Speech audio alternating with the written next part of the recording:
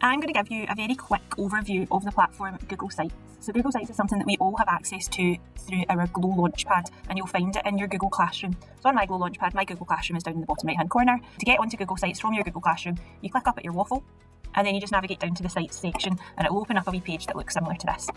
So we used Google Sites to create what we call the Learning, Teaching and Assessment portal, and on this portal we share policy documents, we share CLPL opportunities, but we also share resources and things to help support staff with different aspects of their pedagogy depending on what area they want to focus on or what area they want to work on.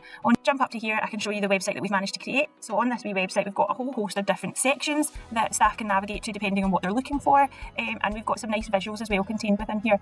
In some of the sections we've also managed to embed video clips, which are nice because they're embedded so they don't take you away from the actual website itself. So within our reactive learning section, I've got some videos to kind of support this strategy, and then I've got a lot of kind of rationale behind this strategy, and then we've also got resources that staff have created and put together that other staff can then access and use as and when they need to. So in order to make your own site, if you navigate back to your kind of landing page, you have the option to use, so up here is where you would kind of start your site from. You can use a blank site if you want to. I found that very difficult. When I first started, I found the blank site an extremely difficult platform to start off from. So my site, the one that you just saw, is actually created from the salon page. So when you go into this option, you're able to change the pictures, change the images, but the layout's really nice, and that's what I liked about it. And you can go through loads of different templates and find one that is right for you. But for me, the layout of this one really kind of appealed to me, and then I just edited the colours that were on it and I edited the pictures, and obviously the content on there as well. What I'm going to show you is how to create a new page on Google Sites and then how to populate it with videos and information. So what I want to do is I want to add a new session for our learning lunches that we did the other day. We delivered a learning lunch on ThingLink, so I actually want to add this content onto our LTA session section so that staff can then access this whenever they need to. So I scroll onto here and I'm just going to scroll down, and I want to turn one of these learning lunch tiles into a tile for ThingLink. So to do that, firstly I need to create the page. So I go over to here, I click this wee plus arrow and I'm going to click new page, and in here I'm just going to call it ThingLink. So I know what it's taking me to, and then I'm just going to click done. And what happens is that then appears on this right hand navigation bar. I don't want this to appear on this top ribbon, but it automatically defaults to appearing, so it's there.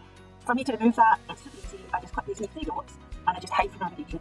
The reason I do that is I want people to be able to access the LTE sessions, and then they would go into ThingLink via those LTE sessions. So it's a wee bit more structured and it's a wee bit more succinct in the way that staff navigate this page.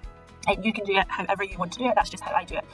So what it brings me to is this kind of blank page. Because I used a pre-loaded template, I've already got some pre-loaded items on the site pages that I create, but it leaves this kind of blank area that I can populate with things that I want.